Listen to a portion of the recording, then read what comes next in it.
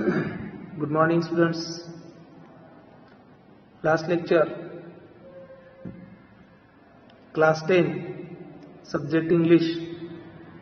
Last lecture we have seen unit 1, 1.5, his first flight. Text. We have completed up to this paragraph. Again to read it. इथपर्यंतचा भाग आपण पाहिलेला होता. आता या तासाला हा राहिलेला भाग आपण अभ्यासणार आहोत. तर अगोदरच्या तासाला सर्वांनी अवघड शब्द लिहून काढले असतील, त्याचा अर्थ लिहिलेला असेल, आणि या तासालाही राहिलेला जो भाग आहे तर त्याच्यातले अवघड शब्द वहीमध्ये लिहून काढायचे आहेत आणि त्याचा अर्थ लिहून ते शब्द पाठ करायचे आहेत. पहा, तर आतापर्यंत तो पक्षी त्या खडकावर गेल्या 24 तासापासून एकटाच आहे. त्याचे भाऊ बहीण आई वडील हे पुढच्या एका उंच पठारावरती बागडत आहेत. त्याचे वडील आपले पांढरी शुभ्र पिशे स्वच्छ करण्यामध्ये गुंतलेले आहेत. त्याचे भाऊ बहीण त्या गवतावरती लोळत आहेत आणि त्याच्या आईचं मात्र त्याच्याकडे फक्त लक्ष आहे. आणि याला मात्र खूप भूक लागलेली आहे. त्याच्या आईच्या जवळ एक मासा आहे की जो ती मासा आपल्या पायाने फाडून चोच धारदार करून त्या ठिकाणी ती आधाशाने त्या ठिकाणी खात आहे. आता तो आईला पाहून काय म्हणतोय बघा. गा गा गा he cried begging her to bring him some food. Wow, call she screamed back derisively, but he kept calling plaintively, and after a minute or so he uttered a joyful scream. His mother has picked up a piece of the fish and was flying across to him with it. He leaned out eagerly, tapping the rock with his feet, trying to get nearer to her as she flew across. But when she was just opposite to him, she halted, her wings motionless, the piece of fish in her beak, almost within reach of his beak. He waited a moment in surprise, wondering why she did not come nearer, and then, maddened by hunger, he dived at the fish. With a loud scream, he fell outwards and downwards into space. Then a monstrous terror seized him and his heart stood still. इथपर्यंतचा भाग पाहूया. गा गा गा he cried begging her to bring him some food. मग गा गा गा त्याने अन्नासाठी आईकडे विनवणी केली. आता इथे बेगिंग म्हणजे विनवणी करणे आहे. बेग म्हणजे भीक मागणे. परंतु त्याने आईकडे गा गा गा असा आवाज करून अन्नासाठी तिच्या जवळ असलेलं जे अन्न होतं, मासा होता, तर त्यासाठी आईला विनवणी केली. ग्वाव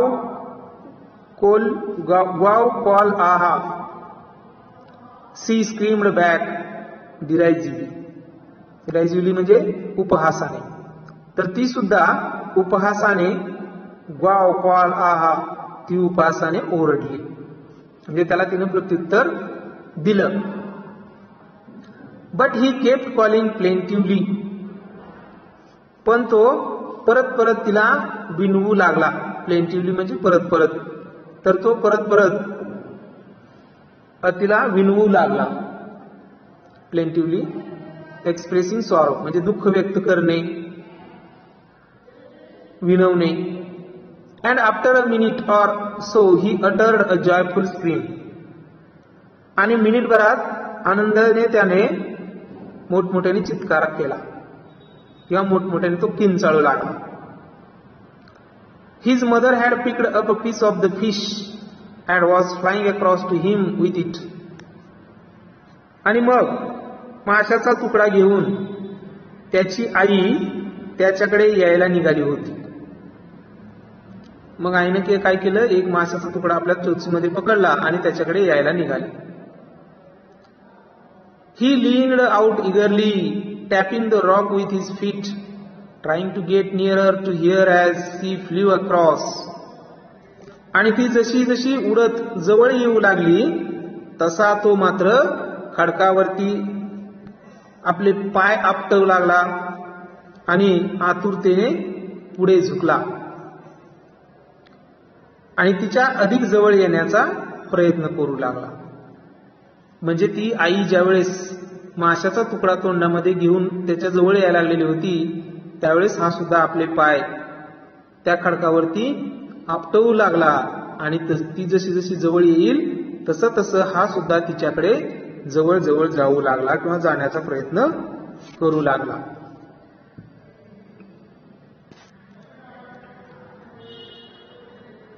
But when she was just opposite to him, she halted, her wings motionless. The piece of fish in her beak almost within reach of his beak. आणि तिच्या चोचीतला माशाचा तुकडा त्याच्या चोचीच्या अगदी जवळ असताना, म्हणजे ती आता ते आपल्या पिल्लाच्या जवळ आलेली असताना ती तशीच थांबली. तिचे पंख स्तब्ध झाले.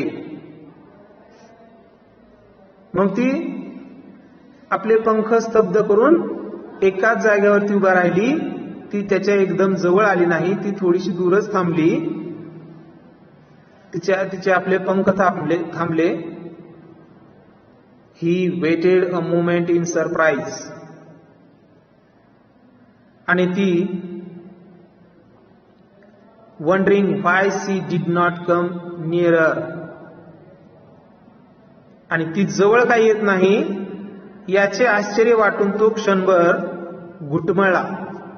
तो एका जागेवरती क्षणभर घुटमळत राहिला की ती माझ्या जवळ काय येत नाही बरं, असं त्याला त्या ठिकाणी वाटलं आणि आश्चर्याने तो क्षणभर घुटमळला. आणि मग and then मॅडन्ड bye hunger.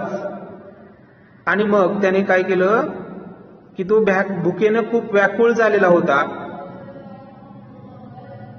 He dived at the fish. त्याने त्या माशाकडे झेप घेतली की जो आपल्या आईच्या चोचीमध्ये होता. त्या माशाकडे त्याने झेप घेतली कारण त्याला आता खूप भूक लागलेली होती आणि त्याची आई मात्र त्याच्या जवळ येत नव्हती. मग त्याने स्वतःच त्या ठिकाणी त्या आपल्या आईकडे झेप घेतली, त्या माशाकडे झेप घेतली. With loud scream he fell outwards and downwards in to space. आणि मोठ्याने चित्कारत तो बाहेरच्या दिशेला हवेत खाली झेपावला. वरती खाली असं त्या ठिकाणी त्या आकाशामध्ये झेप घेतली. Then a monstrous terror seized him and his heart stood still. आणि एका प्रचंड भीतीने त्याच्या हृदयाचा ठोकाच चुकला. प्रचंड भीती, मॉन्स्ट्रस टेरर, प्रचंड भीती, खूप भीती त्याच्यामध्ये बसली आणि त्याच्या हृदयाचा ठोकाच चुकला. He could hear nothing. तो क्षणभर सुन्न झाला. He could hear nothing, but it only lasted a minute. The next moment he felt his wings spread outwards. आणि पण पुढच्या क्षणी त्याला काय जाणवले की त्याचे पंख हवेत पसरले आहेत आणि त्याच्या छातीवरील पिसांमध्ये पोटांखाली. The wind rushed against the breast feather, then under his stomach and against the wings. त्याच्या छातीखाली, पोटाखाली हवा त्या ठिकाणी भरलेली आहे, वारे भरले आहे, हे त्याला त्या ठिकाणी जाणवले. त्याचे सर्व पंख आता विस्तृत झालेले होते हे त्याला जाणवू लागले.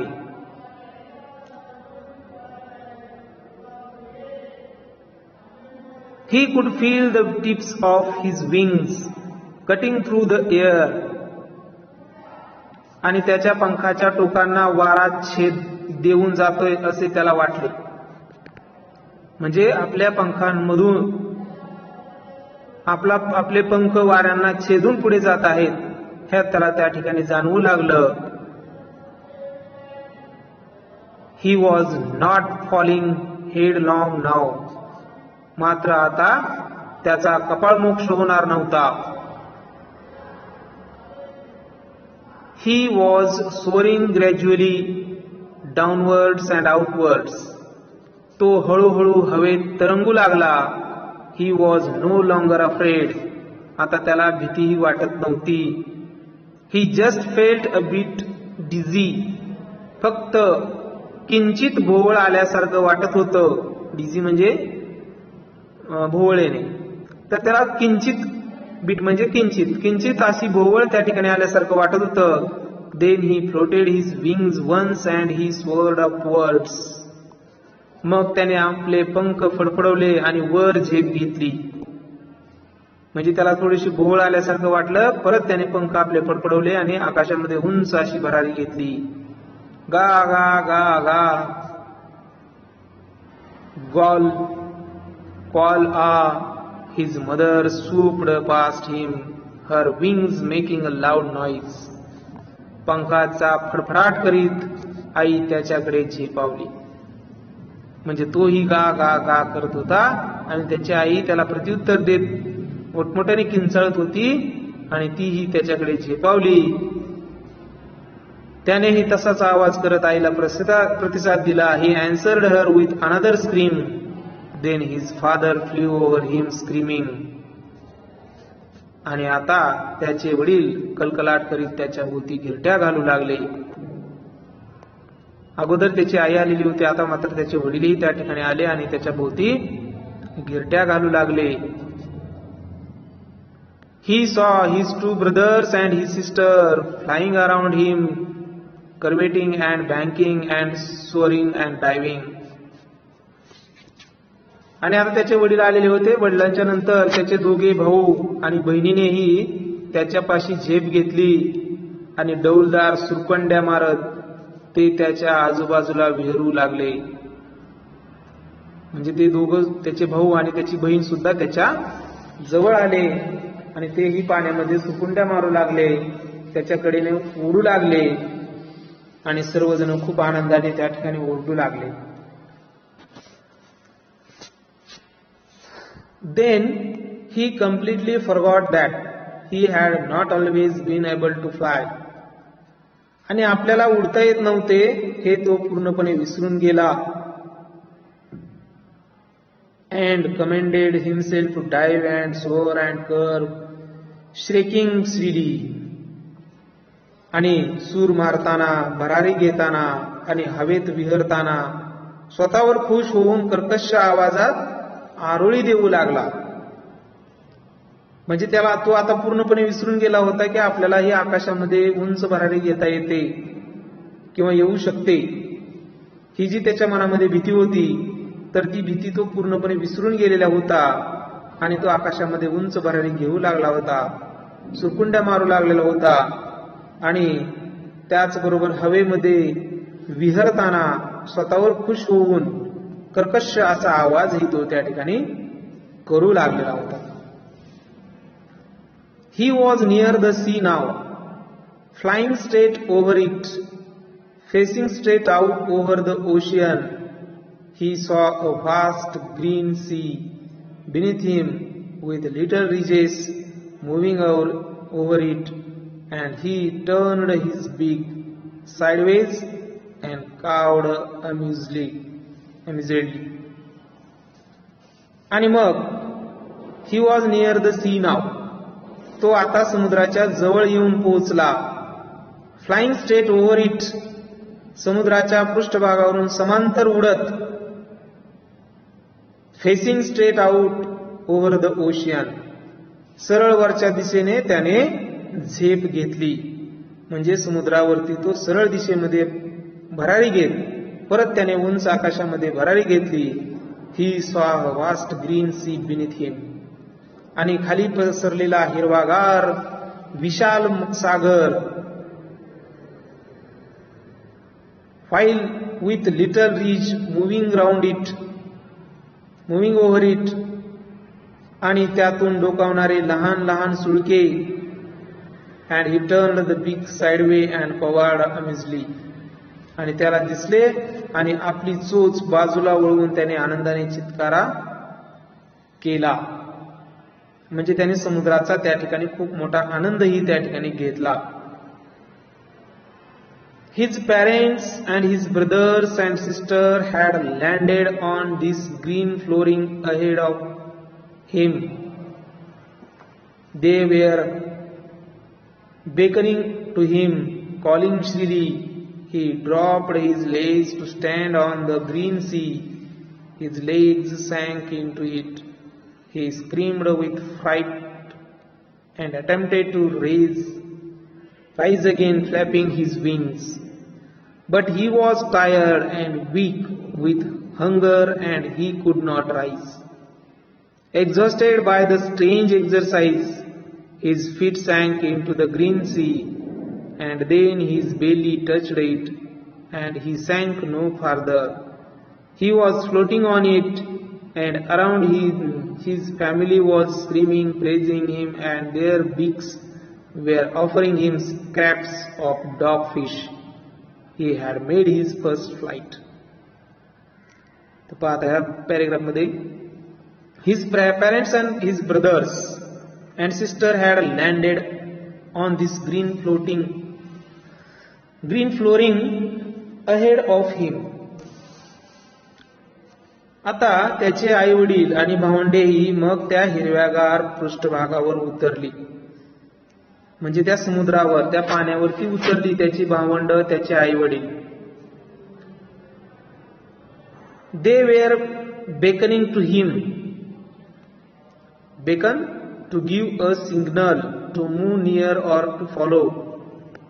म्हणजे त्या ठिकाणी तू आमच्यासारखंच कर असं त्या ठिकाणी त्याला सांगू लागले.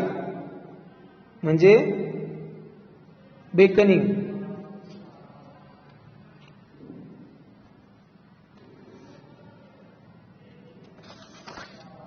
खून करणे, बरोबर. म्हणजे तू खाली वळ, वरती वळ, अशी त्या ठिकाणी त्याला खून करू लागले.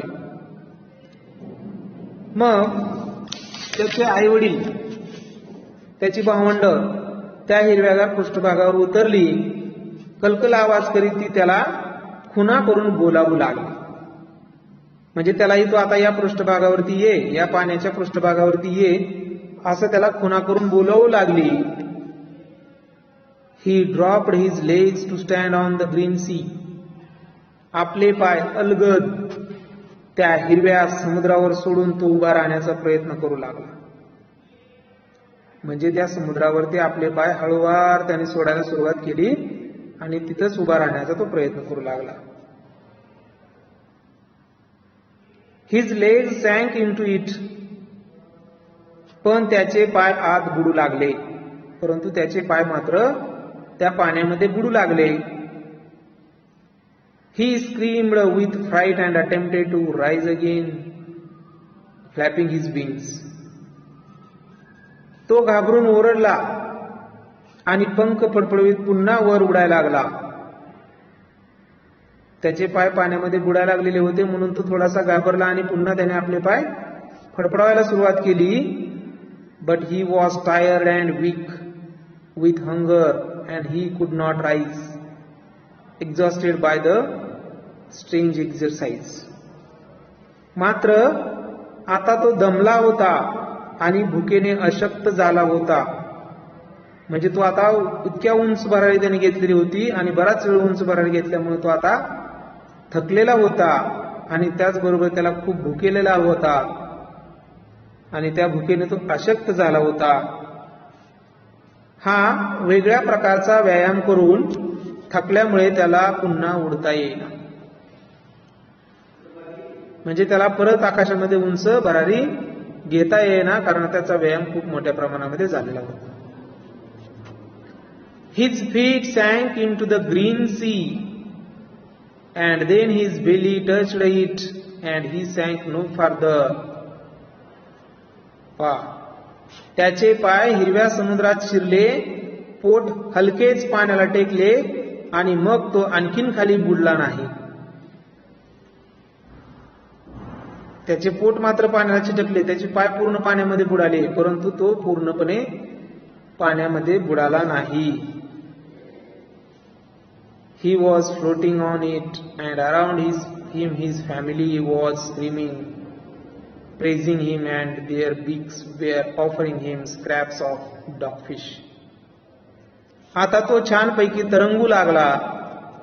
त्याचे कुटुंबीय त्याच्या भोवती फेर धरून कलकल करीत त्याचे कौतुक करू लागले, आणि आपल्या चोचीतून त्याला डॉगफिशचे म्हणजे माशाचे तुकडे भरवू लागले. He had made his first flight. अशी घेतली त्याने आपली पहिली भरारी. अशा प्रकारे त्याने आपली पहिली भरारी आकाशामध्ये घेतली. लियम ओ फ्लॅहर्टी यांचा हा छान असा धडा आहे, हिज फर्स्ट फ्लाइट. आता नंतरच्या तासाला आपण इंग्लिश वर्कशॉप हा भाग अभ्यासूया. तोपर्यंत या धड्यामध्ये जे अवघड शब्द आहेत ते अवघड शब्द सर्वांनी वहीमध्ये लिहून काढायचे, त्याचा अर्थ लिहायचा आणि ते शब्द पाठ करायचे आहेत.